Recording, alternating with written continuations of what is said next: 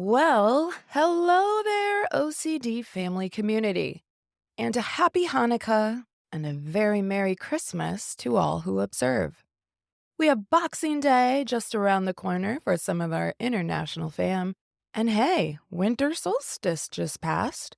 I mean, we're just bursting with holiday spirit all around. And when the holidays are around, what do families do best? They say hello, they pull up a chair, and they talk about life, the journeys we've been on over the past season, over the past year, over the course of life. And you know what? This family, the OCD family community, is no exception. So join us, because today we're going to lean in and listen to our fellow OCD family member, Micah Howe, as he reflects on his wish list for himself and others, really thinking about what he wished his parents would have known or understood about his lived experience of OCD. So, what are we waiting for? Let's get to it. I'm Nicole Morris, licensed marriage and family therapist and mental health correspondent. And let me be the first to say, welcome to the family, the OCD family, that is. I am here to create a community of support for family members, spouses, partners, parents, adult children, as there may be adult words, and chosen family of OCD sufferers and their community. I've had over 22 years of experience in the mental health field, but please note that this information does not qualify or substitute as a diagnostic evaluation, therapy, or treatment, and it is presented on an as-is basis. Please follow up with a qualified mental health provider in your area regarding concerns for yourself or loved ones. Thank you for joining us today. Now, let's get started. Okay. So, in true family style, when you all get together at this time of year, if you're getting together in person, what do? You come in, or if you're hosting, you welcome others in. And if you're anything like me, you might ask, how was your drive, your flight? Do you need to use the washroom? Can I get you a drink? And as my dad used to always say, take off your coat and stay a while. Well, to be honest, you're catching me and my little fam mid-commute, maybe? Maybe. You see, we live in the Midwest, and the Midwest through the Northeast here in the States is really getting hammered with, shall we say, weather? First, we had rain, couple hours worth of rain. Then the temperature dropped into freezing temps, making rain into ice. So we have icy roads, followed by snow. Because the precipitation didn't stop, it's just now in frozen form. And to top it all off, not to be outdone, we have some wind. Really cold wind. Like below zero wind chill that bites. Oh, yeah, it bites. And for what has been a pretty mild winter for us thus far, this is all rolling in at the same time that our little family was heading down to the Sunshine State for a family reunion and Christmas celebration. So now we find ourselves in the midst of uncertainty. Our initial flight's been canceled, the booking and the rebooking and the potential rebooking again of travel plans is keeping everything real interesting. But it is what it is. And so we're stuck not knowing when or where or what we will even be doing for Christmas, which is unfortunate in the sense that Santa knew we were going to be in Florida, and so that's where he went. I'd call the man and ask for a favor, but Santa has already left the building, y'all. And it is what it is. And so while stressors can ebb and flow, I'm feeling pretty good, pretty hopeful overall. And that's something that the old Nicole, or past Nicole, would not be handling so well.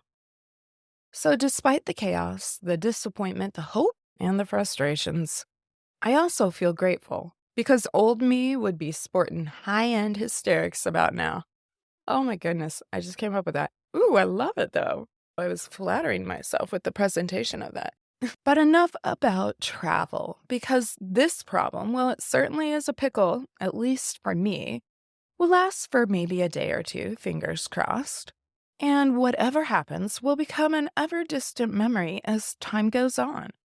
But this time of year, whether you're tuning in real time or a newer member of our family tree, it's a time for celebration, a time for gathering, a time for worship or whimsy, depending on whether you rejoice in a virgin birth, the festival of lights, or a round little belly that wiggles around like a bowl full of jelly. Is it bad that I just got the, I don't think you're ready for this jelly? But hey, my point, yeah, there was one, so I'll go back to it.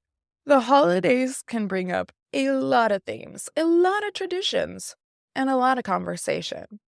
And one particular tradition that my family started when I was a kid was to make these wish lists. Did you make your Christmas list? Did you make your birthday list? Tell us what you want, what you really, really want. I'll tell you what I want, what I really, really want. I want. Oh my gosh, right. That's right, you guys. I went there. I am going all the places today, folks, except maybe Florida. Ooh, it's funny because it's true. Maybe. But hey, stick with me here. Wish list. We used to handwrite out these lists for Christmas or birthdays, and it was a way to communicate our wants or our needs. And we do this list thing quite a bit. Like, what do I need from the store? Make a list. What do I need in a relationship? Or what will I need to complete this project? I need some screw heads. I need a dowel rod. I'm needing hardware store things. And so it only feels fitting with all of these holidays piling up right after what was the longest night of the year. And that's not me just being dramatic, y'all. Winter solstice. It's quite literally the longest night of the year. Oh, what better way to embrace these holiday tradition vibes and wrap up and reflect on 2022 and the years before than with a wish list from our OCD warrior, brother of a different mother, Micah Howe. Micah is a mental health advocate who suffers personally with OCD, depression, and hoarding disorder. And one of his deepest passions is to help parents and loved ones of those who battle with OCD to better understand the world from a sufferer's perspective. So Micah developed this list about the top 8 things he wishes his parents had known. And y'all, he put a lot of thought and heart into this. So while it may be a wish list for him, it's really a gift for us. Because while hindsight is often 2020, the present can get muddy. And Micah gives us, as a family and supporters of our beloved OCD and OCD-related disorder sufferers, some insight into how we can continue to support, love, and champion our OCD family community in the here and now. So let's get to it, because Micah does a really splendid job of helping break these teachable moments down. Well, welcome back to the OCD Family Podcast, and today I am very, very pleased to be able to sit here with Micah Howe. And Micah and I actually have been email buddies for almost a year, we were talking about before we started recording today. But I would love for you, Micah, to be able to tell the OCD family community a little bit more about yourself and really what brought you into the field of advocacy. I appreciate it. It's certainly an honor to be on the show. I really relish the opportunity to speak to this audience, parents, family members, friends of those who suffer with OCD. In my personal journey with OCD, which really began to get debilitating around the college transition period, I've met a lot of sufferers, a lot of families, and I've really developed a unique passion for advocacy, but also connecting with and trying to bring encouragement and hope to family members. Because for as many sufferers as you meet who are struggling greatly, you also meet a great amount of parents who are in a very uniquely difficult position of watching this horrible OCD suffering that they desperately want to ease. And often they just don't know how. They feel overwhelmed. They are exhausted trying to find the right resources, Mhm. and the list goes on. And I saw that in my recovery journey when I would meet families. I see it now as an advocate, whether it's at the OCD conference or wherever it might be, rubbing shoulders with parents and seeing the pain in their eyes. And it's given me just a real desire to speak from my lived experience to them, things that can bring hope and encouragement and insight. I'm not a therapist or a doctor. Nothing I intend to say today is, to be interpreted as medical advice or any sort of offer of therapy. I'm just someone who has been through this. Our family has been through this, and I've seen my parents desperately want to help me and often not know how. Mhm. And so it's just a pleasure for me to be able to share some reflections from my own lived experience that I really wish my parents and really our family would have known years ago, that might have made this journey a little smoother, might have helped them learn to support me a little better. Because certainly in the early going, especially, it was very rocky. Right. Yeah. I mean, I think that's really powerful because often hindsight is 2020, where we can look back and go, oh, that would have been helpful. But at the time of not knowing and dealing with the uncertainty on multiple levels for you as the sufferer, as the family not understanding what's happening, there's multiple layers to it.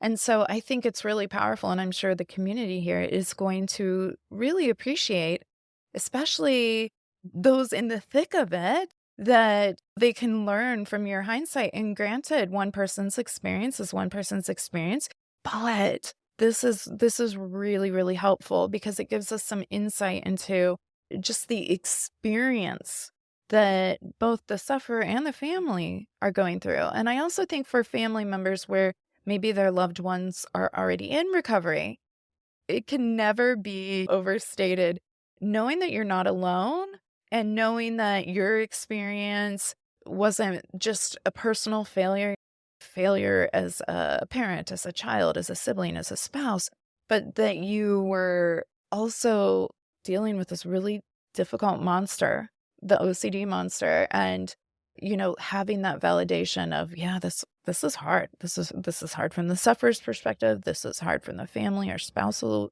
partner perspective, and yeah, so I really appreciate your willingness to come in and talk with us today. So you mentioned around the time you went to college, you really started to have kind of an intense increase in OCD. I'm sure now in hindsight, you might be able to kind of look back to things in childhood to go, oh, yeah, that might have been a little flavor of that. But the intensity of it really amped up when you were going away to college. Is that right? Yeah, absolutely. I think, as you alluded to, there definitely, in hindsight, you can look back and say there were a lot of things in childhood that were definitely going on that you can see now. Okay, wow, OCD was there a lot earlier than anyone ever realized. But something about the transition to college, Mhm. stress involved in that, all the change of scenery, Mhm. the increased responsibilities that were just, you just kind of go overnight from mom and dad helping with a lot of things to mom and dad helping with a lot less things. Mhm. And so all of a sudden, the degree to which the rituals take over and get in the way of your ability to live life can really become evident, because it's like mom and dad used to be taking care of a lot of things that I didn't have time for because Mhm. I was doing all these rituals. And now you get to college and wow, my rituals are a lot more in the way of functioning than I ever realized. Mhm. Yeah, and you realize your home environment too, over the years may have really kind of insulated you as well in being able to maintain some of those rituals. So then when you go out and the environment isn't being reinforced or insulated in that same way, then not only are you realizing probably the things that you took for granted more or less because you didn't have to be the person responsible for it, and also how much time really that those rituals were eating into your quality of life, your time to be able to engage in the world. And so I think that makes a lot of sense. And one of the things we were going to discuss today, Micah, so we've been email buddies, as I said, and you were able to give me a top 8 list of some of the things that you wish in hindsight could have been a little different or that you can provide some insight to that might be helpful for our listening community. And so one of the first things that you mentioned was that you wish that your parents had been more able to differentiate between the characteristics of your personality and the symptoms of your OCD. And I think that's something that a lot of OCD sufferers can relate to, certainly. And so would love to kind of start there with you in terms of speaking to that. Yeah, absolutely. I think when my OCD journey began, I didn't really know what I was up against. My parents certainly didn't know what we were up against. And I think one of the things that made things very challenging is that I was not only suffering with this really difficult disorder, but it was pushing me to do things that were very annoying, very overbearing, very exhausting for my parents.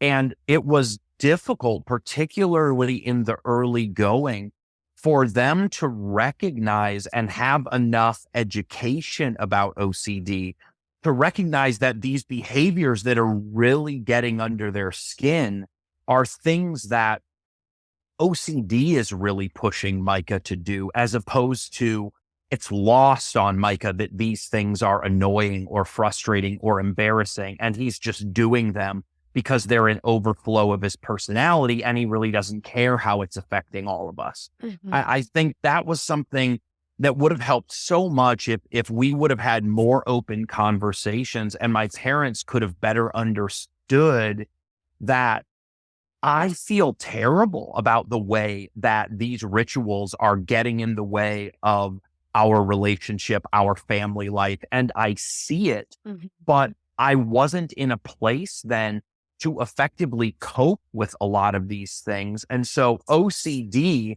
was having this menacing effect in our family, but I was the one being blamed for it. And it really made things challenging for sure. Would you mind, Micah, if I ask, and no pressure if you're like, I'll pass, but could you give us an example of something that may have been something they found annoying or frustrating that you were also finding very distressing, but not with the intent to annoy, but just in the ritual connected to those intrusive thoughts you were having? Yeah, I can think of a couple of examples that come to mind that would probably be helpful. One that I can think of is a real obsession that I had Mhm. with making sure that my dad was cooking in a way that satisfied my OCD. So, quite literally, we had too many cooks in the kitchen.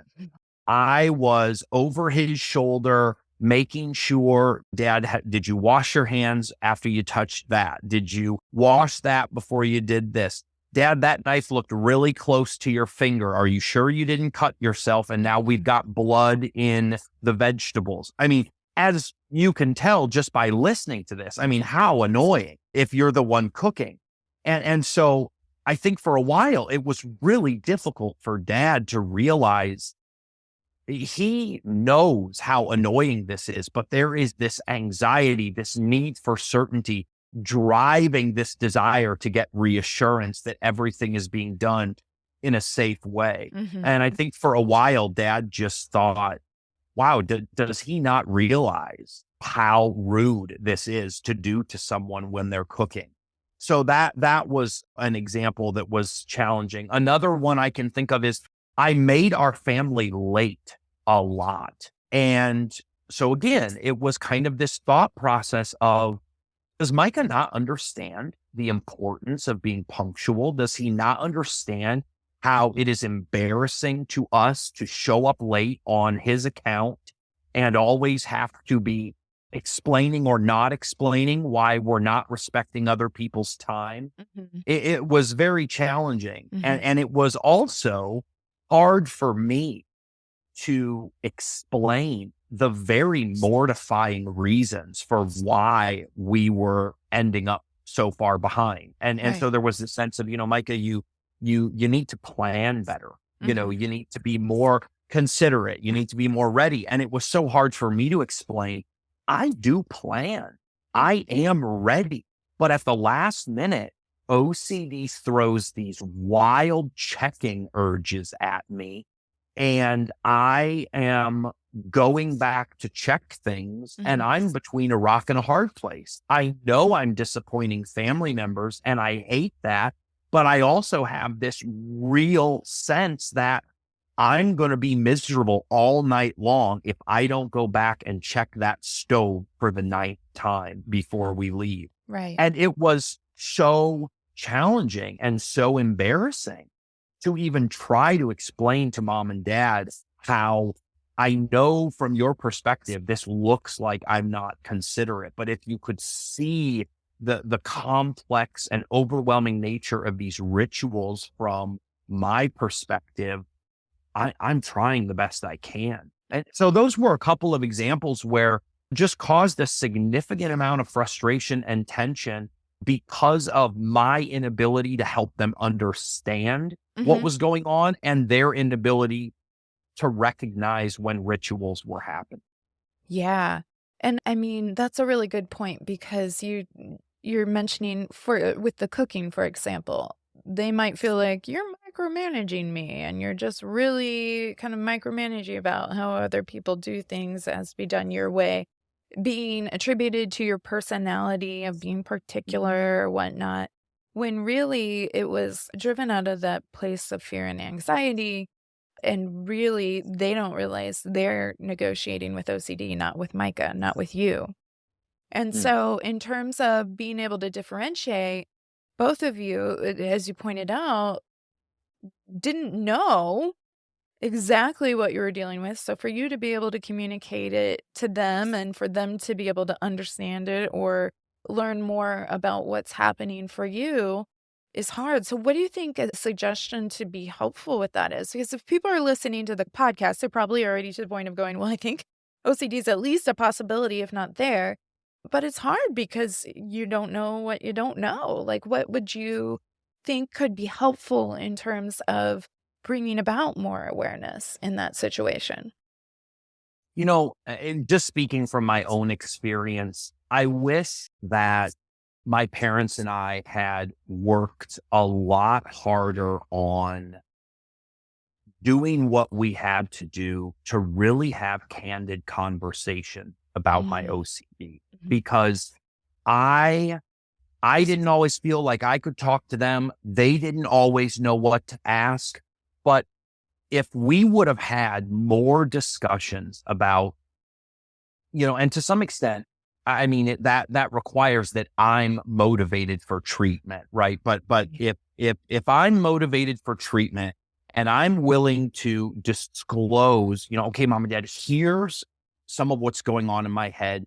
Here's what some of my rituals are, so that they could begin to develop an eye, like you said, for when they were dealing with me and when they were dealing with OCD. And I do take some partial responsibility for that, because uh, whatever the reason was, whether it was stigma or just feeling like, they're not going to understand anyway, I barely understand this. Right.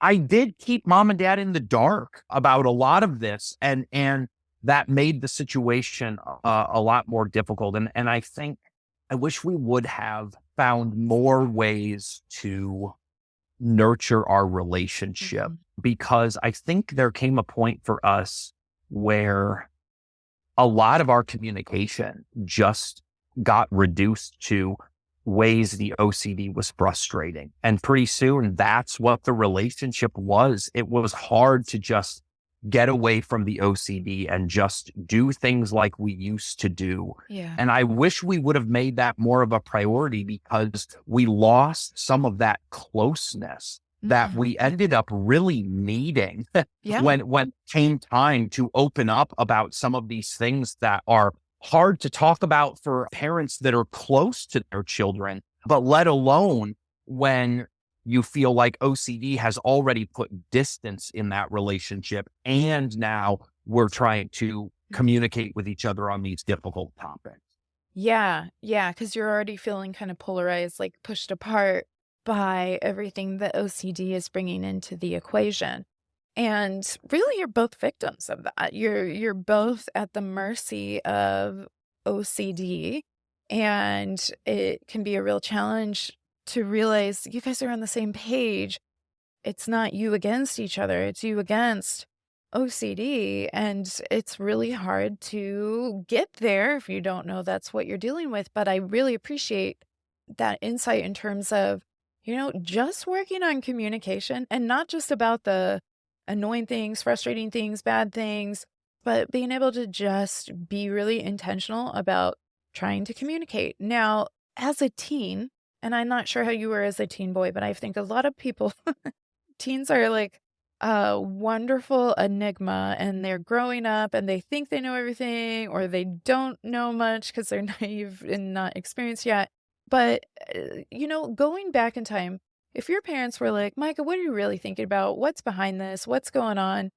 Do you think you would have told them? Because I think you mentioned keeping them in the dark, but I think that's the thing, right? These intrusive thoughts are so much an assault on who you know yourself to be. And that's where a lot of that panic and fear, could I actually be this person, or could this happen? Could I be a part of that?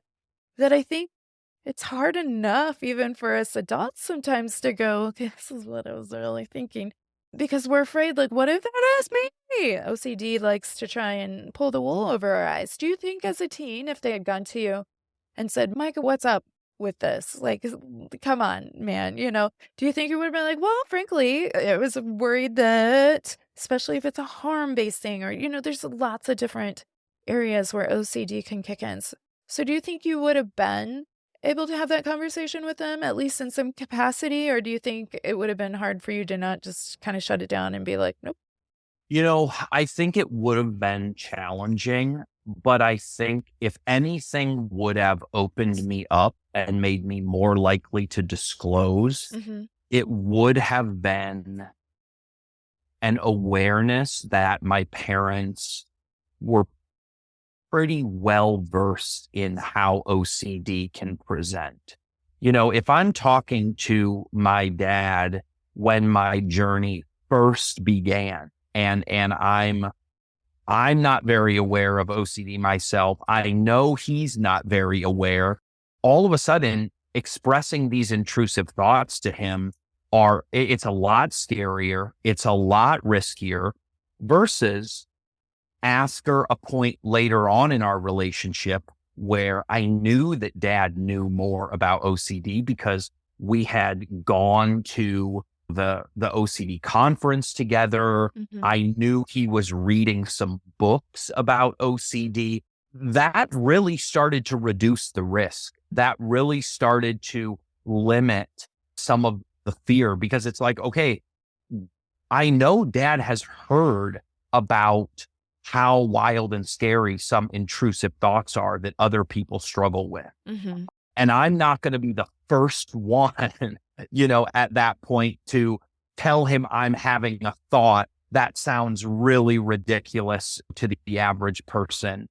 But yeah, certainly early on when I was more afraid of my own OCD than I would later come to be. And I felt that dad would be more alarmed by how odd some of my intrusive thoughts were. It certainly would have been harder then.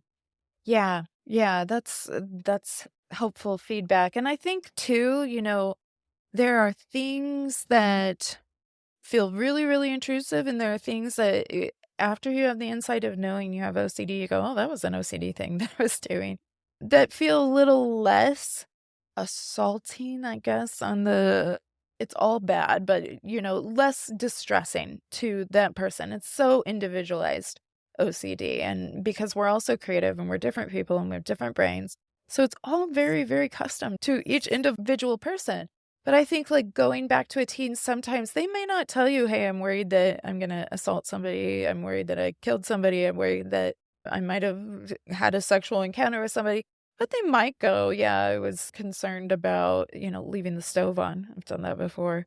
And so I think something like that, they can give you an in at a lower level intensity, and it's not saying that your loved one is for sure having those thoughts, but it is possible, very possible. OCD can ebb and flow very quickly. And so I like to remind people, our creative brains learned how to put man on the moon. They figured out CGI and they make these amazing things. They come up with these crazy stories. They create series like Game of Thrones and things like that. Our brains can come up with amazing things, not just when it's productive and useful for, advancing society. It can be very terrorizing. One of the things, though, I like to remind people, even if they're not sure, if they're dealing with OCD or they're just unsure, family members can always ask, what is the function of this behavior? Because you're aware of the behaviors or the compulsions maybe that are rubbing you the wrong way. And so if you're like, I wonder what is behind that, sometimes just asking your loved one, like, why do you do that? Like, does it help here? Does it help here? Just like why? If somebody were to be like, why are you concerned if I maybe cut myself? What would happen if there was blood? And kind of following the rabbit down that trail. If you can find the function of it, you might be able to unearth an intrusive thought as well that the person may or may not have insight over, but can also be helpful in having those direct communication. So I think I really like what you said, improving the communication and making communication and family engagement about more than just what's bothersome or hard, but being really intentional on still creating those new memories. Even if there's a chance you could get triggered, trying to focus on positives and what you want to be doing as a family, not what you feel like you can manage if things go okay for your loved one. So I think that's really helpful. Also, you talked about, you wish your parents had recognized how much OCD eroded your own self-image. And I thought this was a powerful point. And so I'd love for you to share more about that. Yeah, we talk a lot in the OCD community about rituals and compulsions and intrusive thoughts and how distressing those are as a sufferer. And certainly they are. I mean, they have been a real, difficult part of my experience with OCD, but something that isn't always addressed, or at least not as often, Hmm. is that I personally struggled with was the residual impact of OCD on my sense of self-worth. Hmm. And I think the best way I can explain this, Nicole, is to say that I had OCD. I had all the symptoms of OCD that were highly distressing. And there was this additional plane of suffering that I would describe as the way that OCD really interrupted the path that my life was on. And it made it very difficult to reach all these milestones that were very much tethered to my sense of value as a person. I got a lot of self-worth out of the idea that I was going to live independently after high school. I was going to graduate from college. I was going to go on and get married and have a family, and mom and dad would be grandparents, and we would have these amazing family memories later on. And so both my parents and I had spent years dreaming of what the next 10, 20, whatever years it would be after the teen years would look like. And Mhm. so I felt some sense that this is what makes me valuable. This is what makes my life meaningful. This is what makes my parents proud of me, Mhm. right? That I go on and achieve these things that we've all wanted for so long. And as OCD gets in the way of those milestones, there is this sense of I've let myself down, but I've let others down. Mhm. And there goes from this sense of, I think the life I'm living is making mom and dad proud to, I'm really scared that I'm kind of a burden on mom and dad now because I don't know if they planned on raising me beyond high school graduation. I don't know if they planned on me having to step away from school to go to intensive treatment. I don't know if they planned on all of their conversations with people at church being a little bit uncomfortable when people say, "Hey, how's Micah doing?" And they have to kind of explain, in whatever way they decide that, well, we love him. He's our son, but also, yeah, he's not out there doing what your sons and daughters are doing anymore. And that whole feeling really started to, cut away at my sense of having value and meaning. And this is pretty common, I've found anyway, in talking to other sufferers, especially, some of the ones that, I'm an only child, so I didn't personally struggle with this. But one of the things that I know some people do struggle with as I've spoken with them that is really hard to hear is this sense that my siblings are doing so well. And, now I'm on a totally different life path than them. And whether it's verbally said or not, I can't help but feel that mom and dad are disappointed in some way. And so I think I wish that I could have talked to my parents more about that. I wish they could have sensed that a little more. It would have been helpful if my parents and I could have had a lot more affirming discussions about the unconditional nature of their love for me and that I mattered more to the family. There was more to my role in the family that I fulfilled all the expectations that we all had for me at one point. That ended up being a big part of the struggle for me. Yeah, because you're also holding that grief for yourself of going, I didn't see my trajectory going this way. And then that feeling, which OCD can really add some fuel to that fire on, like, yeah, yeah, what if you're disappointing them? Then that Mm, shame comes in. And so what do we find when there's an increase in the shame and in the pain? Well, we find symptoms tend to probably intensify in most cases because you're feeling more of that distress. And it may not even be an intrusive distress, but any distress, your body starts to code as danger because, I'm feeling distress.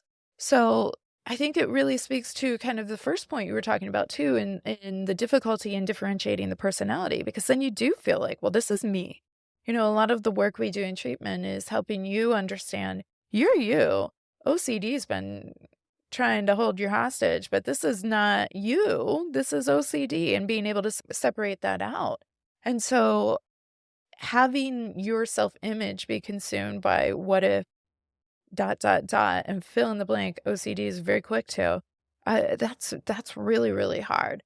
And so I like that in terms of I wish we had just had more affirmations about what are we doing well? What is great? And we all need that. We all need to be reminded that we're seen, that we provide value, and it's not all based on performance and what you do and what boxes you can check. So I think that's really important.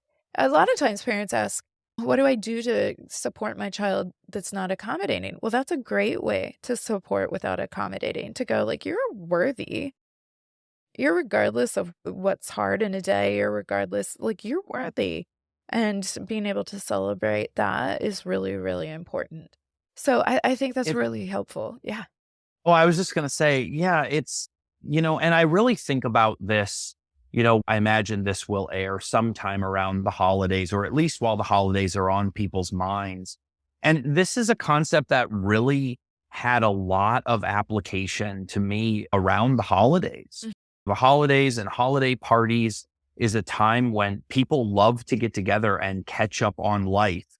And sometimes when you're struggling with OCD, that can be really intimidating because, as you're sitting there with your mug of cocoa and your frosted sugar cookie and listening to everybody say, how they're expecting in a number of months, and they just got into this graduate program they always wanted to be a part of, or there's this awesome career change they're embarking on, or they got a new job or whatever.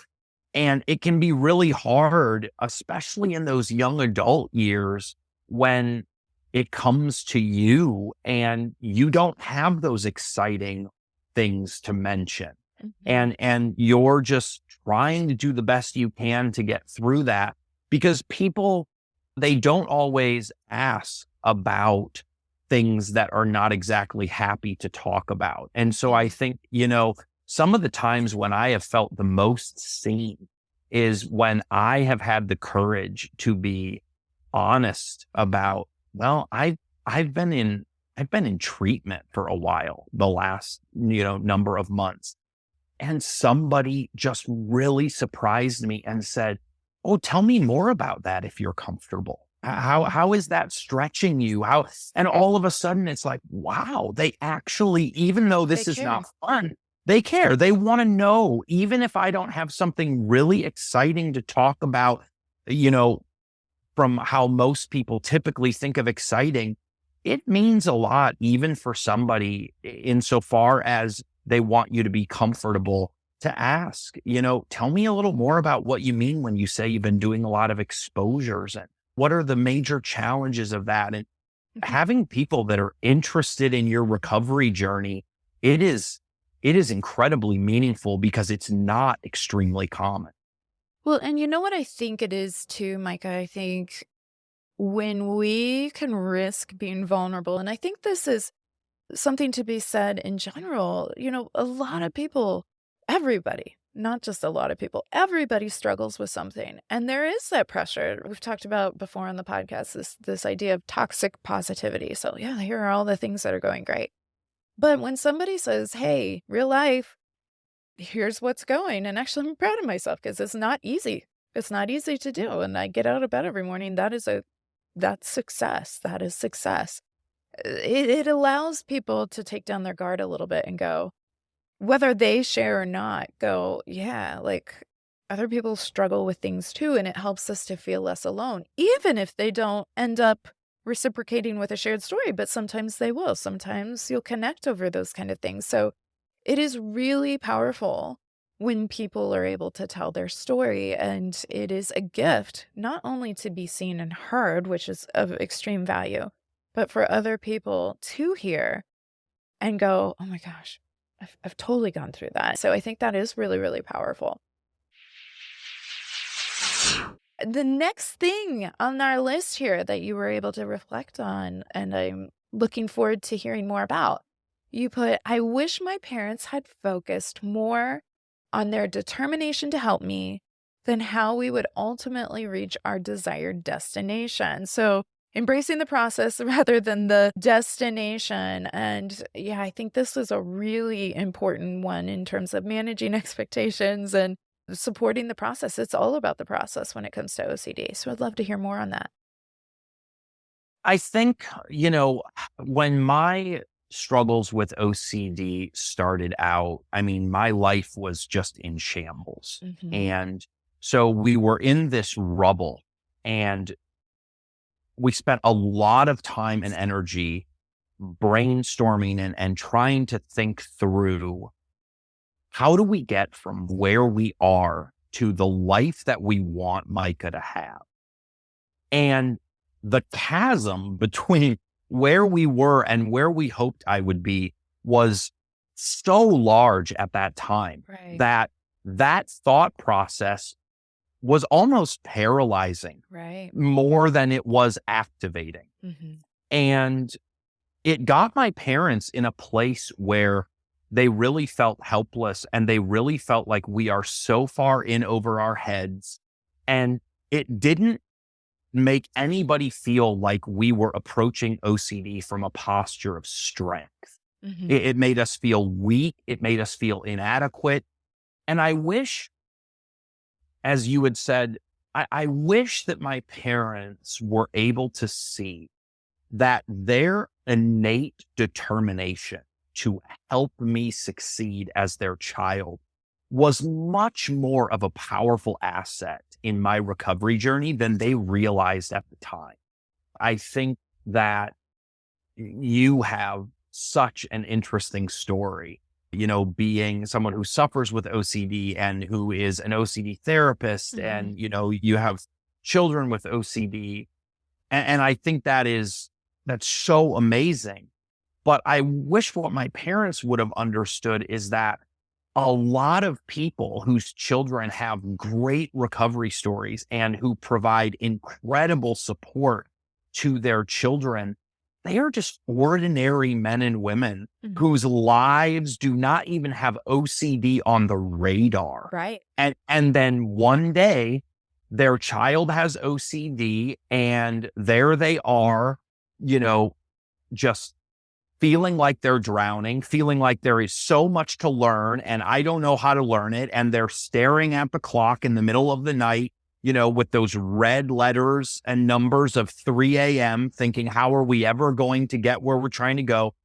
And just to realize that a lot of parents are just riding their determined love for their child to the resources they want to learn more about, to the support networks that help them get through.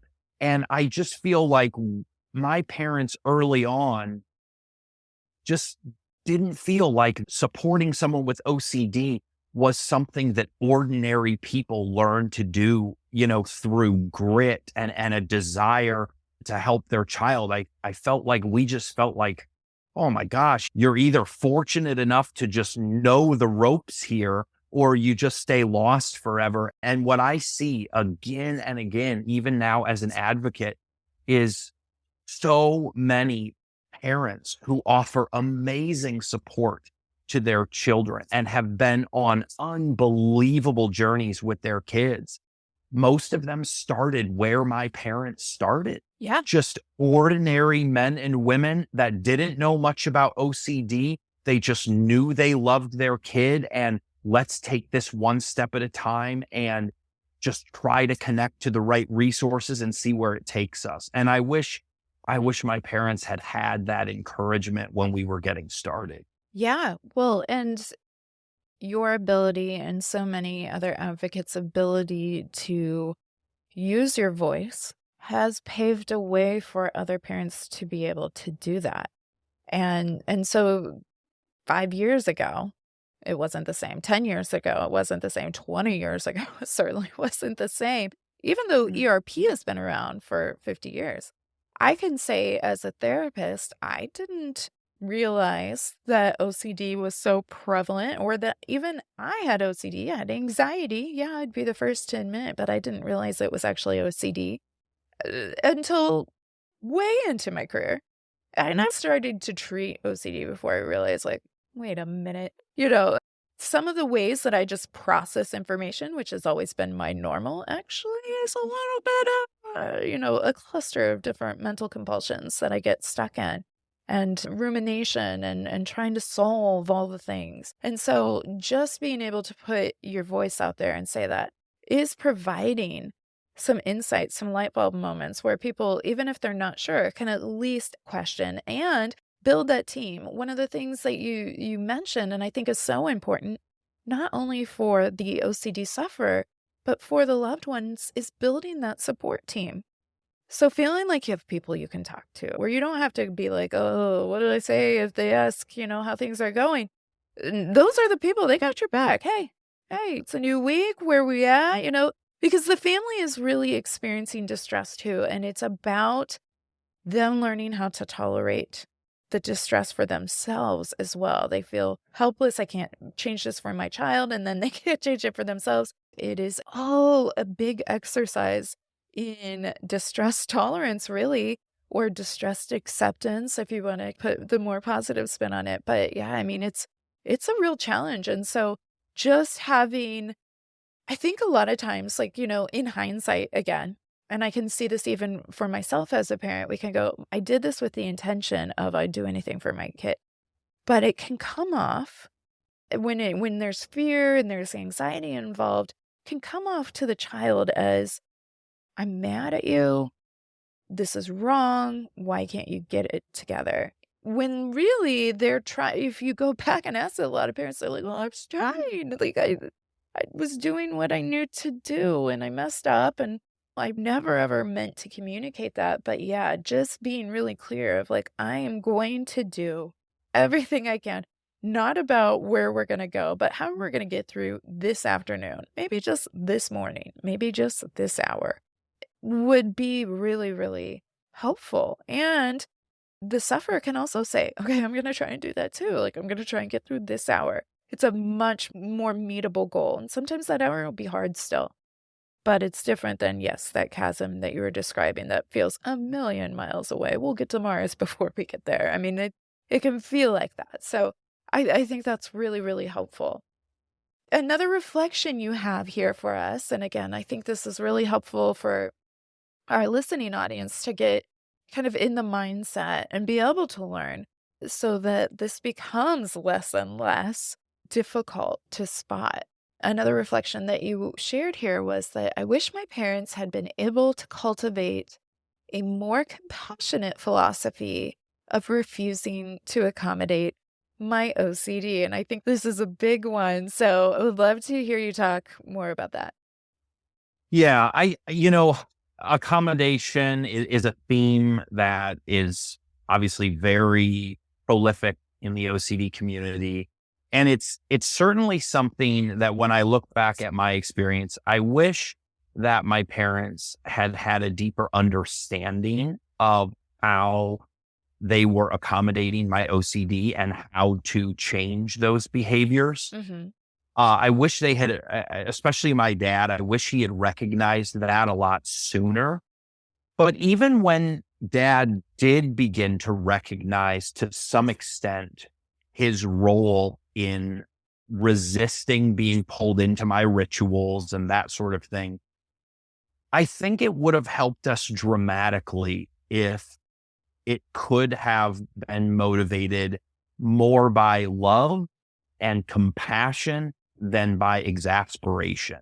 I think by the time dad realized that he was accommodating my OCD in certain ways, there was so much frustration, so much exhaustion that a lot of times when something would come up and he would recognize that I was doing a ritual or maybe I was involving him in a ritual, his responses would often be very hard, very frustrated, and understandably so to some extent. I mean, I realized that my OCD was a lot for him as well. But I think looking back, it would have helped our relationship so much more if dad and I could have approached the topic of accommodation from a perspective of, dad is my teammate in this. And dad is out of love, willing to do something that makes me uncomfortable, but is ultimately in the best interest of my long-term freedom from this disorder. I wish my dad had been able to sit me down and not so much convey frustration, but convey what I know was there. It's just, I don't think he knew how to express it and how helpful it could have been. I think dad really did have a lot of feelings that he could have expressed along the lines of, Micah, it breaks my heart to see OCD get in the way of the life that you want in the ways that it has.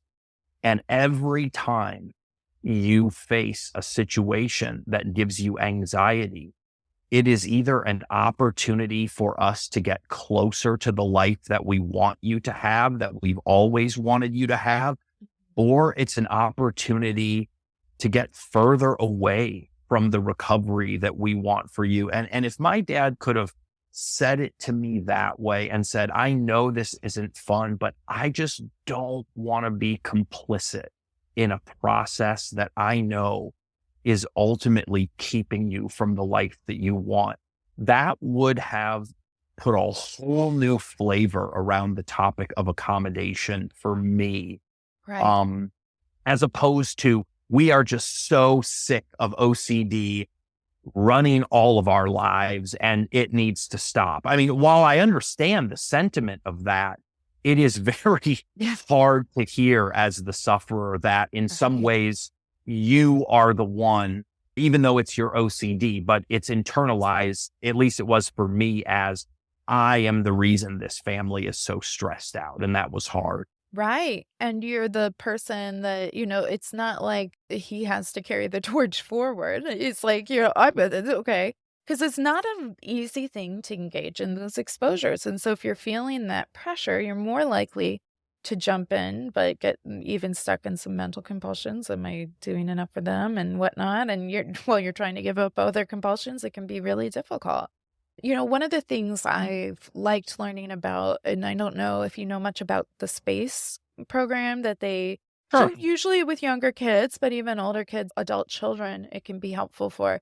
Something I really like that is couched in that model as they approach accommodation, they make these announcements where they make the parent or the person that is a caregiver in their life say, I haven't given you this opportunity to shine, really. And I've played my part in this. And really, I believe in you. And I know that you can do this and that we can do this and we're all on the same team. They have these very, very like scripted moments to really lean into, like, hey, you know, we support you in this process as hard as it is. And I think it's a great way to go about accommodation. I really like what you said as well. I think that was a really nice and beautiful way to express support.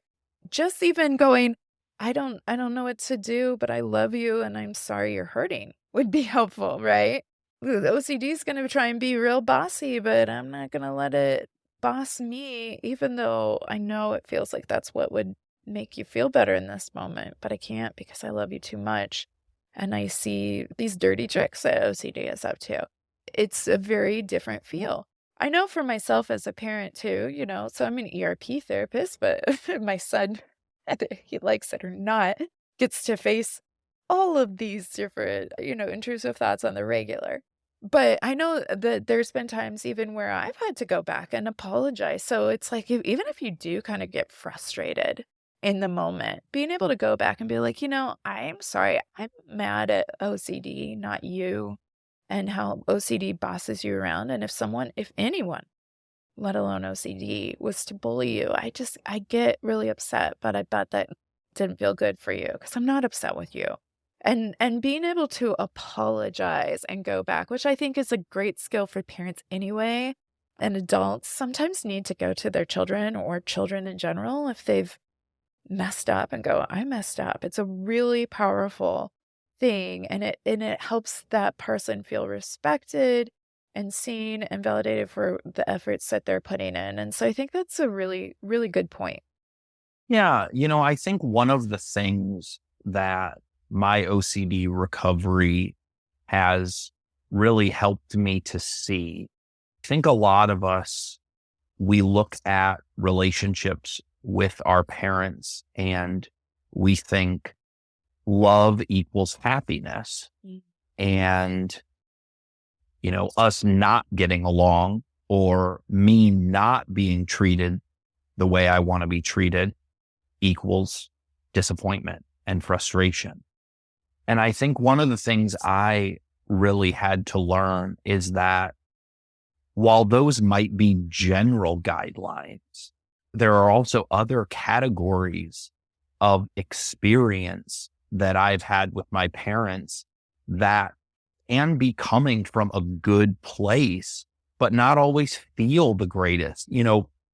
Growth is something that is so good, but oftentimes so painful. Right. And I think that's a new category in my recovery that I had to really develop, is that I had to learn for me personally that my relationship with my dad is not going to be all black and white, that either dad is acting in my best interest all the time and we are always grinning from ear to ear because of it, or he's acting against my best interest and we are at odds with each other. I did have to have that openness to say, in some of these situations, I experienced that I really encountered significant growth that involved the way that my dad and I interacted, but it didn't necessarily feel good in the process. Right. Right. Yeah. It's interesting. A lot of people can relate to whether you're a person that exercises on the regular or not, if you do a new exercise, you're likely to come home a little sore. So whether that's walking around because you went to a festival with friends or family, or whether it's you did a new gym workout or whatnot. And so a lot of times we can recognize like, oh, there's pain, but it's good pain because it means I was pushing myself a little bit, not to the point of, debilitating, but I was pushing myself a little bit. And it's very similar within OCD in terms of being able to flex and work through a lot of this distress. It can be really painful. The pain doesn't last forever, but it can feel really all-encompassing at the time, as can the pain from the intrusions, the obsessions, and the compulsions. And so it's hard. It's hard work. We don't want to downplay that. It's not an easy cakewalk. And for parents, it's very counterintuitive. Even for me as a therapist, I was in the field many, many years before doing ERP therapy. And some of the things you say, some of the things you do, you go, well, I never imagined that I'd be doing this in therapy. It feels counterintuitive. And yet it's exactly what is needed to lean in and apply pressure to these thoughts that are just thoughts, that they're not real. We don't have to bow down to them, that we could sit with them, and we can be distressed and still live our life. Ultimately, that distress tends to dissipate, that pain tends to lessen over time as we can really lean in and go, okay, I'm here for it, I guess.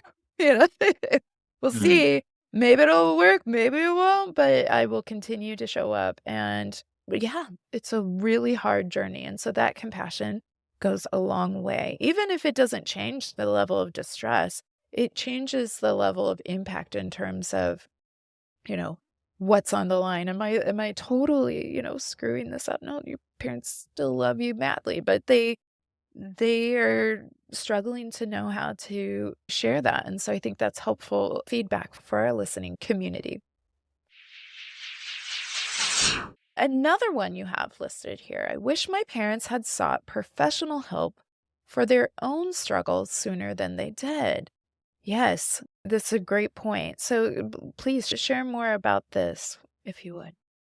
Yeah. So my mom and dad, I think one of the things with my OCD was that it became very overwhelming, and it was easy to forget that there were more problems in life than OCD.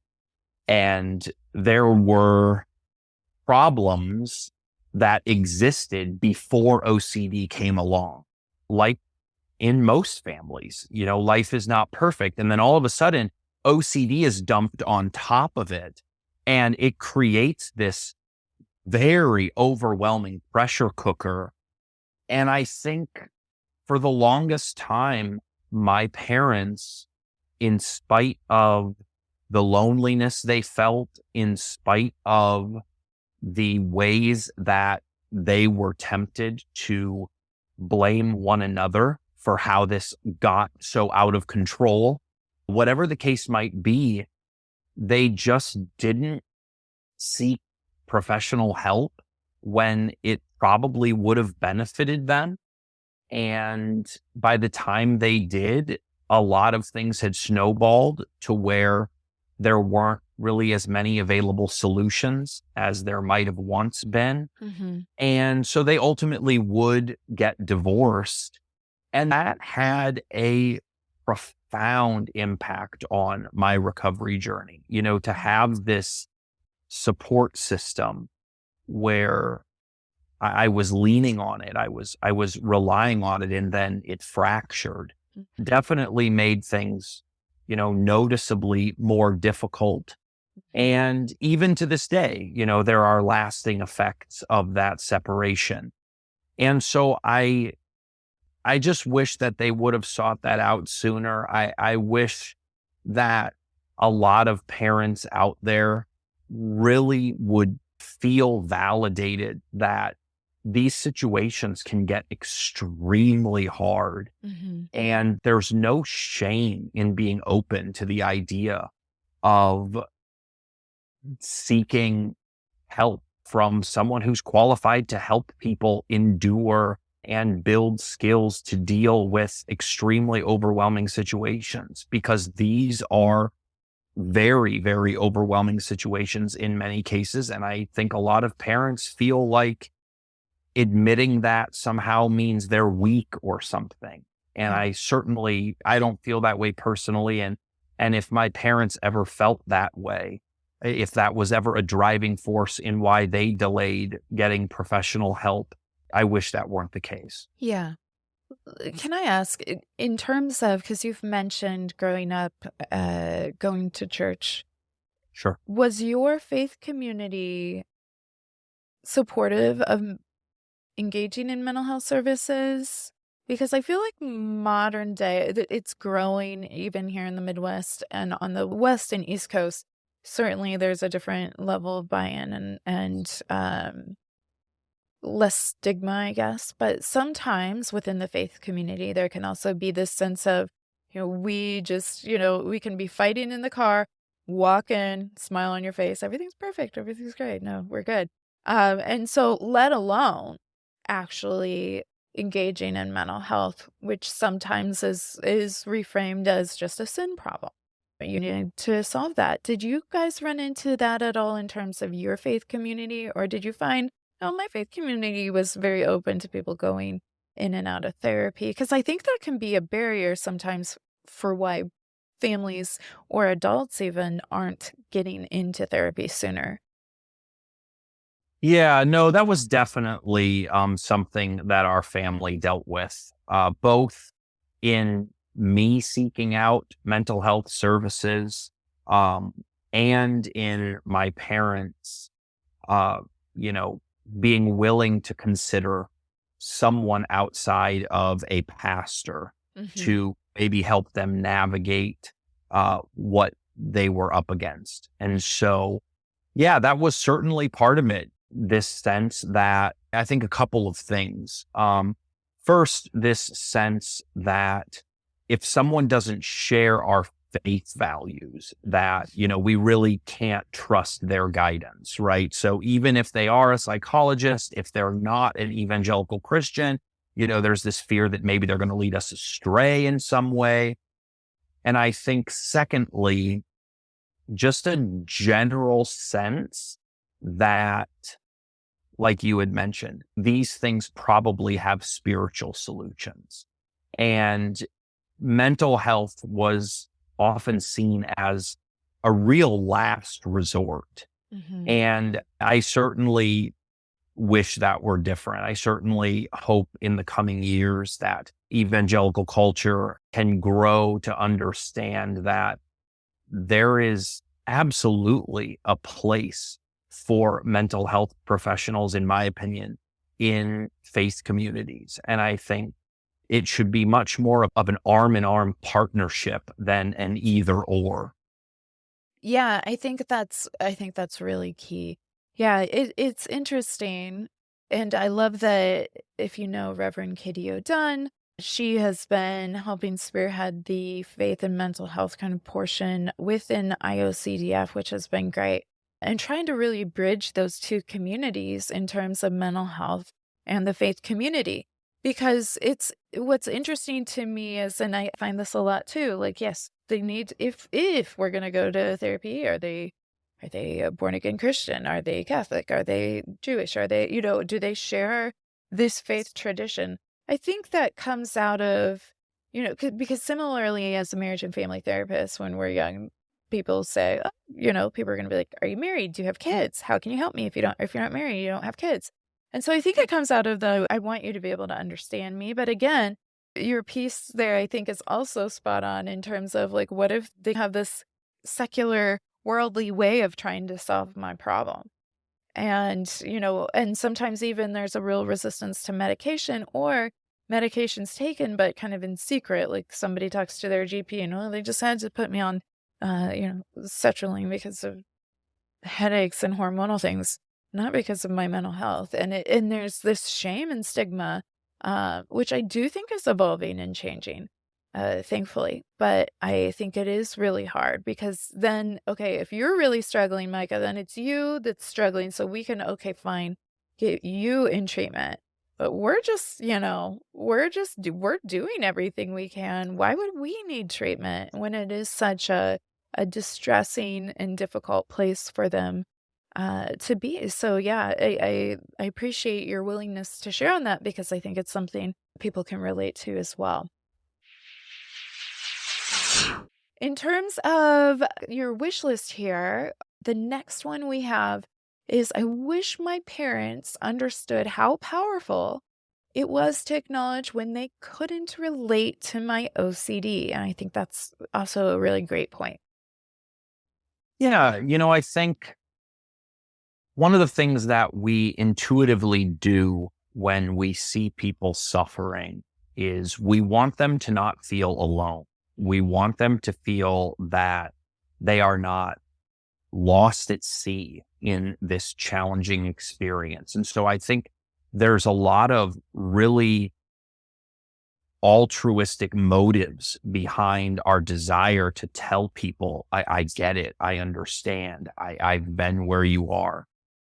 But I think there's this interesting paradox in my experience where some of the moments when I felt most comforted were moments when people would tell me, I feel for you, but there is no possible way that I could know what you are going through.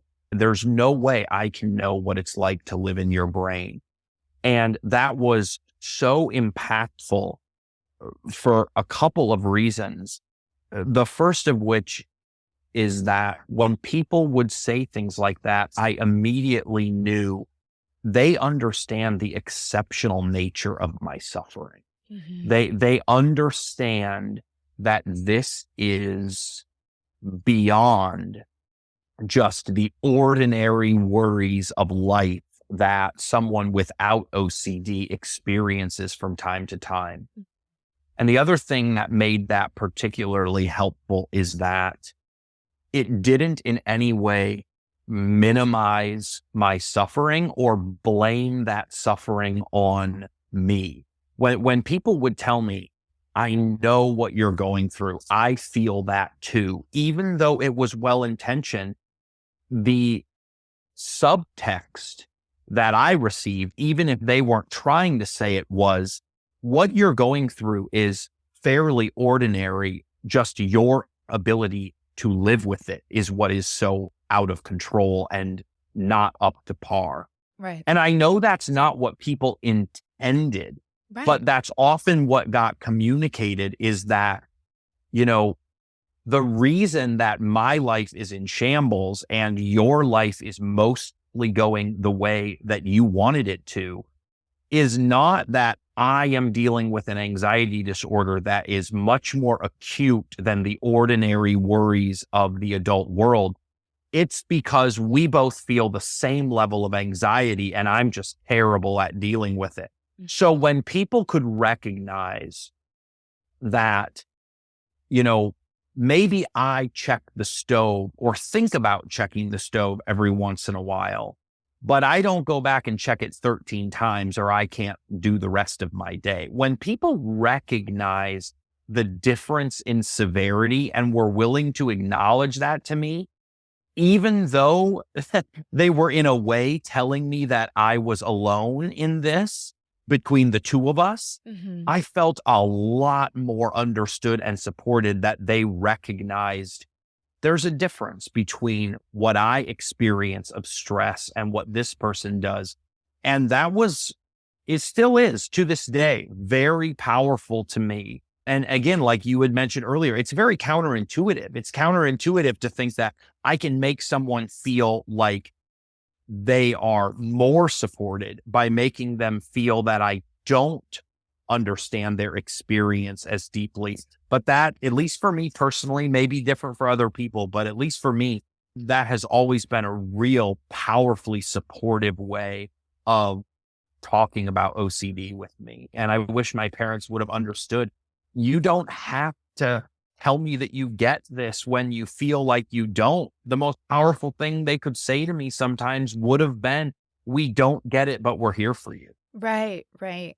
Yeah, so that it doesn't feel dismissive, and absolutely, I think that is really important. And on the flip side of the coin too, the power where having a support group with other shared lived experience can be powerful because they Mm, do get the gravity of it.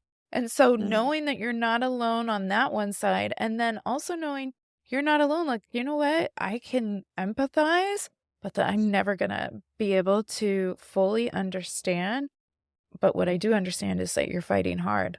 Wow. Wow. Yeah, no, and I think you make a great point that when people actually have lived experience of OCD, yeah, it's extremely powerful to say, I get it, I've been there.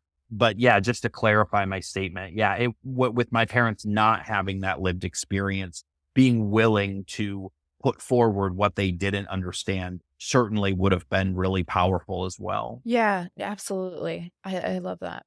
You also have listed here, I wish my parents understood how central the motif of tolerating uncertainty was to my ongoing recovery. Yes, yes. This is a tricky one for people. Certainly, we can have multiple generations dealing with OCD, or we can have an environment that is so accustomed to the OCD that sometimes it's a struggle. But yes, absolutely, like, the continuing nature of tolerating uncertainty is huge. Yeah, this motif of tolerating uncertainty that we hear about a lot in the OCD community. I wish when my journey was starting out that I knew just how central that concept was going to be in my own recovery. I wish my parents understood it. I wish I had the words back then to express that, wow, this is one of, if not the most overwhelmingly difficult challenges I face as a human being on planet Earth, Mhm. right? Is living with various forms of uncertainty. I find uncertainty to be such a hard part of life because there are so many things where, to my mind, it's like certainty is really necessary on this topic. I mean, how do we go about relationships and religion and morality and all of these things without absolute certainty? And, my life has improved so much over the years, not because I have come to just love uncertainty in any way, but because my ability to cope with it has increased Yeah. so dramatically.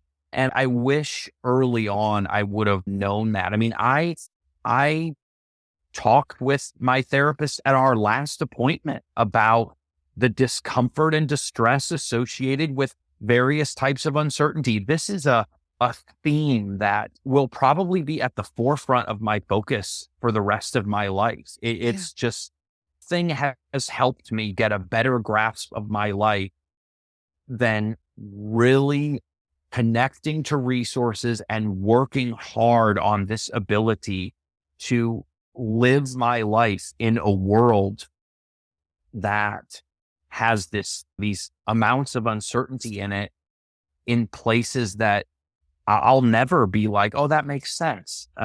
Like that's great. But I am learning to live with this tacit reality of human existence that I can't change. And I wish I would have known a long time ago that one skill being improved over time would be more impactful in moving my life from where it once was to where it's on the road to today than I could have ever known years ago.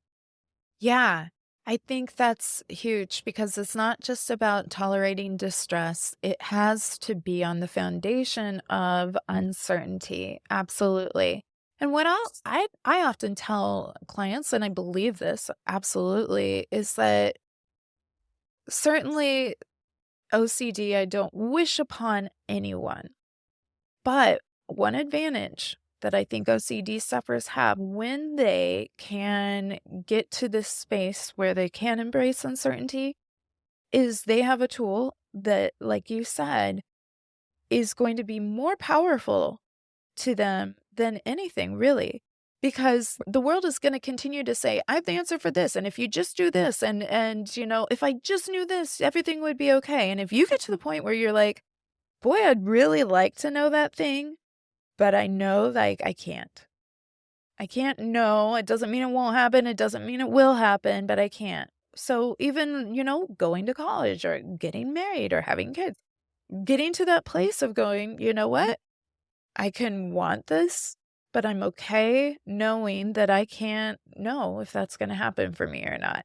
Like, that's a gift in the end. So it's an advantage that I like to say. And there's definitely controversy about society going, oh, yeah, it's an advantage if you have OCD. It means you keep things clean. It's like, no, that's not what it means. But I do think there is one silver lining, and it is that of going, hey, I'm in a world that wants to sell certainty, wants to sell the answer, and is on this constant quest. And I can be okay going, yeah, I don't need to know. I mean, I'd like to know, sure, but I don't need to know. That is a huge gift that I think once OCD sufferers and the families surrounding them, they embrace it as a part of treatment. Like, that is a gift to be able to go through the day and go, okay, I don't have to know all the things.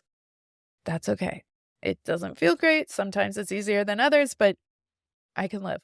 And I'm going to. I'm going to live. I'm going to go do my things. And that's the beauty within having that tool. So I think that's really powerful. And it's often what people don't like to embrace. Not that the distress feels good, but maybe if I could lower my distress somehow, okay. And it's really key, especially to ERP, to be able to embrace that uncertainty. Yeah, no, I definitely think that there was a time before I went through a lot of treatment where I remember just thinking, how does everybody in the world get by without the answers to all these different conundrums? And I didn't realize that a lot of people are thinking of the same questions, Mhm. but they are accepting what I have now spent years learning to accept better, that, like you said, I can't get the answer to that question. I can't solve that equation. And I think that took me a very long time to understand and to digest, because at the beginning of OCD treatment, I was going into it with a sense of, we're going to figure these things out and then I'm just going to move on with my life. And it was a long process of realizing the reason that a lot of other people are not doing all the things you're doing is because Micah, they've accepted what you have yet to acknowledge. And that was a real difficult but necessary aspect of my growth. Yeah. And I think we all have those things that we get hung up on. And so even for people that don't deal with OCD, there are certain things where they die on their swords for, certain ideas. And often it feels different. But at the same time, again, this is where I go back to that. This is kind of the hidden gift in it, the hidden beauty is when you can embrace that. It makes all of those challenges a little easier to weather. It doesn't feel good. There's sometimes they feel real shitty, to be honest, but at the same time, knowing I can deal with the uncertainty. I was telling my husband a story once, like, yeah, I really unintentionally hurt this person's feelings, and I don't know what I did to do it, but you know what? Like, I don't know if I'm gonna know, and I don't need to go in and ask for reassurance. We've talked about it to the extent that we can, and, I'm sad that I did it, but I've learned from it. And he was like, how could you not know? Like, aren't you afraid you're gonna do this to other people? And I'm like, I would have been. But now I can just accept, like, wow, I messed up and I don't have to question my interactions with every single person now because this didn't go well. I don't even have to bring it back up to them, which is hard. So not be like, so, but are we good? You right? Like, I don't have to do that. And it's not easy, but it's a big gift. It takes a couple days for me sometimes to go, like, I don't need to solve this. I have to tell myself, Nicole, you don't have to solve this. It just doesn't feel good. That's what it is. Yep. You hurt somebody's feelings. That feels shitty. You don't have to solve it. You've already done the solve in addressing it and taking responsibility. And there you go. It's just not feeling good. And so it is really hard, but being able to tolerate that is definitely a gift. So we have our last one here. I wish my parents had recognized that hope was partially our responsibility as a family. That is a powerful statement. I think hope is obviously the thing so many of us are looking for. We were looking for it. You just get to a place where OCD has made life so difficult and so exhausting, and it's disillusioning. And the question is, how do we make things more hopeful? How do we find hope in this? And I've learned so many things over the years of struggling about how to create hope in my own recovery. But certainly one of the foundational insights that meant a lot to me and to my parents was the recognition that we had to decide that hope was going to begin with us and our attitude about OCD.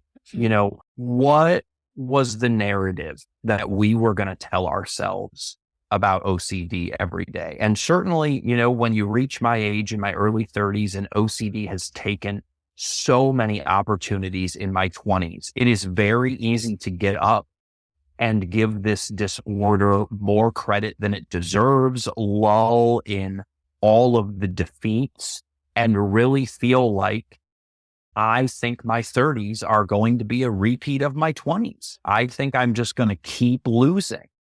Or there is an ability to get up every day and decide I know a lot more about recovery than I knew 10 years ago. I've connected to a lot of different forms of support that were not available to me when this started. This can get better. I know people that this has personally gotten better for them, and be grateful for the chance to battle, the chance to get up and, give my best to my OCD recovery every day and see where that takes me over time. And I think for the longest time, I really didn't see my approach, my family's approach, our attitude about how we thought about this on a daily basis. I didn't see how powerful that was. And, it reminds me of, I'm from the state of Iowa, and One of the traditions that is popular at the University of Iowa is a tradition that they've essentially called the wave. And what they do is at a certain point in all of the home football games at Kinnick Stadium at the University of Iowa, they have the entire crowd stand up and turn around and wave at the pediatric oncology wing of the University of Iowa hospitals and clinics. It overlooks the stadium. And so they coordinate it where they tell the children and their families, come up to the window and all the people in the crowd are going to wave to you at this time. And it's this really beautiful moment, but it's just this incredibly sobering and humbling reminder that as awful as OCD is, not everybody gets a disease that they are told, if you're willing to fight, there is a lot of progress that can be made. Some families are being given this horribly unfair and heartbreaking news that for your child, we're so devastated to tell you there just isn't much more that can be done. And so I try to remember that when I watch the football games, and I think about it often, even when I'm not watching the games in the fall, just the courage of these young children to face things far more daunting than what I'm facing and their families, and to try to have that gratitude that, yes, OCD has taken a lot from me, but there is still an opportunity to grow and to fight and to recover. And not everybody out there gets that. And so I want to steward that opportunity the best I can, because there are families out there that would love to be given even just a glimmer of hope that there's a really hard road ahead, but it can get better. And so I try to take ownership of that as humbly as I can and really choose hope as a foundation for creating more hope. Yeah, that's really powerful. I appreciate you sharing that. And, in your advocacy work, really what you are doing is sending that wave to families that have at times been told, even within OCD, there's no hope. Nothing's going to help. This is the worst case. And you're not the first advocate we've talked to that has felt that. And I think a lot of people have felt empowered to become advocates because they've been able to feel like they came above water, and they want other people to know you can come above water too. There is hope for you. And it is really, really powerful. But also what I like about the way you worded it is it's a choice as well. When we're in despair, whether things get better or not, we have to make actively a choice to hold on to that hope. And that's hard. That's hard. Some days it feels nearly impossible. That's where it's great to have a team around you that can hold the hope when you're like, I can't today. And they're like, it's okay. I got you. I got your hope right here. We're here with you.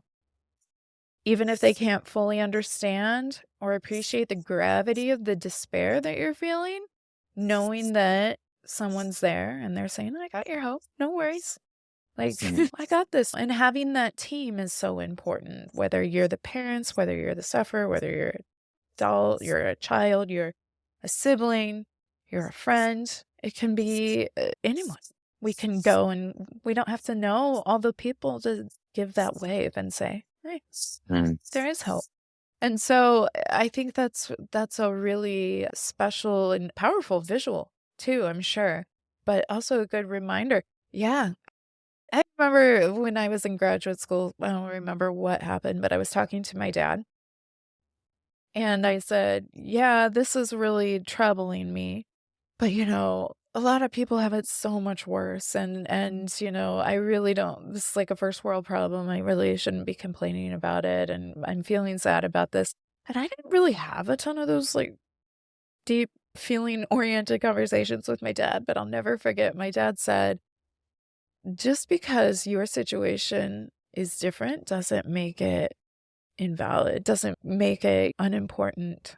It's okay to know that there's a war going on and you're still having a hard day. It's okay to know that some people are dealing with atrocities that you could never imagine. We just had, around the time of the recording, just had another shooting in Colorado Springs. It's like, yeah, Mm. it's terrible, and yet your pain still matters. And so keeping perspective that there's hope, and this is hard. It's hard stuff. And so being able to choose hope and choose that as a family so that you don't feel alone in carrying that burden is huge. And so I think that's really helpful. Thank you for that. This has been so helpful, and Micah has just done a fantastic job of really processing and sharing his lived experience with us in a way that pays forward some of his growing pains along this OCD journey. So, for today's intrusive thoughts segment, which is the segment of the show where I provide some practical application pieces, just a little something that you can pack up and take with you right out the door here. I want to first acknowledge that Micah gave us 8, yes, 8 great pieces that we can apply. Also, I want to holla back to our ICBT side of the fam here too, because when Micah and I really broke this down from an ERP perspective, I definitely can see where some hope could be found in understanding inferential confusion, inferences of doubt, obsessional doubting, and how we can reason ourselves into these very convincing, all encompassing, difficult narratives. And I particularly thought of this when Micah was sharing about the importance of people validating the difference in the severity of his doubts versus their experience. I mean, those obsessional doubts are super tricky, really convincing stories. And to Micah's point, he spoke about how other people saying, dude, I get it, I've been there, bro, really felt dismissive. Because essentially it felt like they were saying, your doubts, your distress, those aren't special. I get them too. You just suck at dealing with them. And something that I'm learning as we continue to talk and explore the facets of ICBT is it's really validating that actually you don't suck at this at all. You're a great reasoner. I mean, a fantastic reasoner. And anyone who has been with us for the course of this podcast could certainly agree. Because Micah reasoned and processed and shared these 8 wish list items with us so beautifully. He's a great reasoner. The problem isn't how he reasons, how he deals. The problem is how OCD can take us out of our here and now, 5 senses, and over the bridge and through the woods into obsessional doubt. So I can certainly see, while breaking this all down from an ERP perspective was helpful, exploring that inferential confusion and how we reasoned ourselves into that space could also bring a lot of hope. But in closing, yep, I'm wrapping it up. You're like, hey, we wrapping this party up, huh? Flicker the lights. Here's your goat. Yes, we're wrapping it up. I just want to take a moment and take a page really from Micah's sharing here today and challenge you, OCD family community, to make up a wish list of your own. But here's the catch. It's not going to be a wish list where we look back and we see what we've learned. And not because that can't be useful. I mean, this today, Micah, you just mic dropped on us in real time. So it certainly has been helpful and useful and will continue to be so. But I want to challenge you, me, us, to look and think forward. What is on your wish list? I know as we prepare to go into a new year, people tend to lean into these resolutions, or they tend to refuse to lean into resolutions because resolutions aren't permanent, they're temporary, and often we don't meet them. We're going to make a change, a lifestyle change. But in this here and this now, I want to challenge you to create a wish list for what you want for you, and not necessarily within just this year or this season or this decade. But I want you to think about your hopes. As the partner, spouse, sibling, parent, please remember this doesn't need to explicitly focus on your loved one with OCD. Maybe you have a family goal. Maybe you're like, we want to go travel and check these countries off of our bucket list. And maybe you haven't even thought or allowed yourself to dream because we all can get so caught up and focused on OCD. Well, OCD has taken enough from us already, and it's okay to dream. And these are not necessarily tangible must do's. By this date, this will be achieved. Micah did a wonderful job of really communicating how the divide, the chasm, he said, between the expectation or the desire and the capacity for what was possible right here, right now, that added a lot of stress. But this is different. We are thinking about our hopes.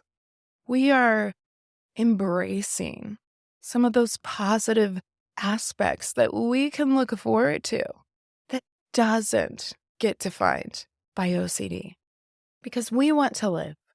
We want our loved ones to live. We want to be free from the bounds of what OCD allows or doesn't allow. What do you want to do when you grow up? Do you want to go back to school? Maybe. Do you want to explore a new hobby? Do you need to figure out what to do on laundry day to make it run a little smoother, aka run functionally? That one might go on my wish list. What books do you want to read? What plays do you want to see? What places do you want to travel? What degree do you want to get? This is a challenge for you to live. And so I'm asking you, what's on your wish list? Take a moment in the hustle and bustle of this year. If you're in the Midwest or Northeast, maybe you have no choice but to be homebound in this winter storm. But irregardless, take a moment and do this. Do it for you. Do it for your loved ones. Do it as a tangible way to choose hope. You can choose it as a person. You can choose it as a family. You can choose it as a couple. You can choose it. And so let's choose it. And on that note, let's also ask Micah, hey, what's on your wish list? Because you know what? He's doing the thing. He's living. So let's lean in and hear what he has to say. So in kind of wrapping up here today, Micah, you've given us your wish list, and I think that's really, really helpful for people to be able to wrap their minds around some insight so that they don't have to wait until hindsight to be able to have these kind of building blocks.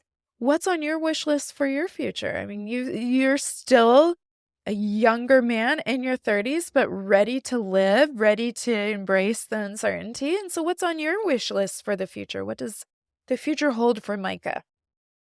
I think one of the things that I try to do that I think years of recovery has probably instilled in me is, I used to be very much I'm going to plan everything out to a T. And now I'm much more, let's just try to, do the next step in front of us and see what happens from there. So currently I am kind of the next thing in front of me is I'm in the process of starting a business to provide support to parents, specifically of teenagers and adult children.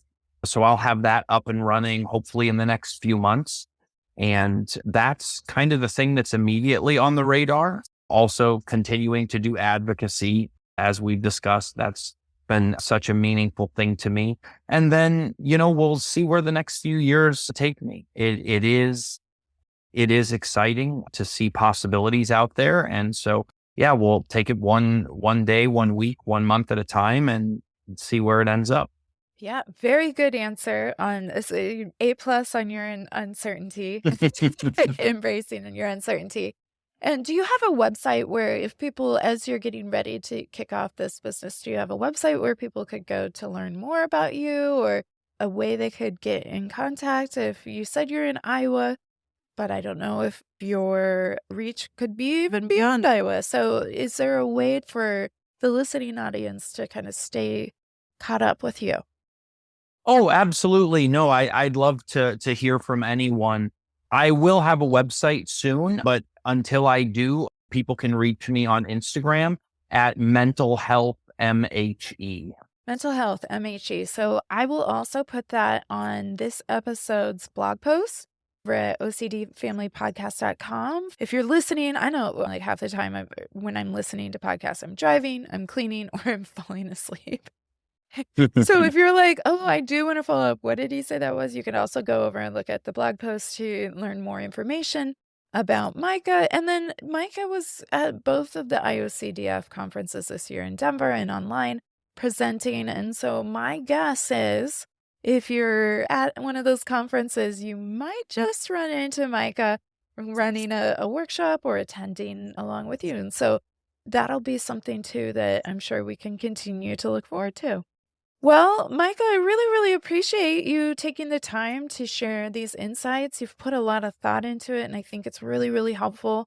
And even as a person with OCD, having a child with OCD, it's a good reminder because, again, all our cases can look so different. It's so, as we said before, individualized to the person and their creative brain. And so having these insights are really, really helpful. And I just appreciate the time that you've taken to help our community lean in and understand more perspective on what could be helpful as they navigate OCD. Yeah, thank you so much for having me on. It's been a great conversation for sure. Absolutely. I think this is going to be so helpful. So we'll give you that wave, Micah, and I appreciate it. Thank you. Thank you for joining me and our OCD family community. If you enjoyed what you heard today, please like and subscribe to the OCD Family Podcast wherever you enjoy your podcasts. Did you find this content helpful? Please consider leaving a review. The more people that know they're not alone, the better. For more information regarding today's podcast, please visit ocdfamilypodcast.com and remember to join the email list while you're there. It will provide you with the most up-to-date information, resources, and the down low on the family chatter. Oh yeah, nothing says family like sharing a story and singing its glory. That's right, I went there. And you can too at ocdfamilypodcast.com.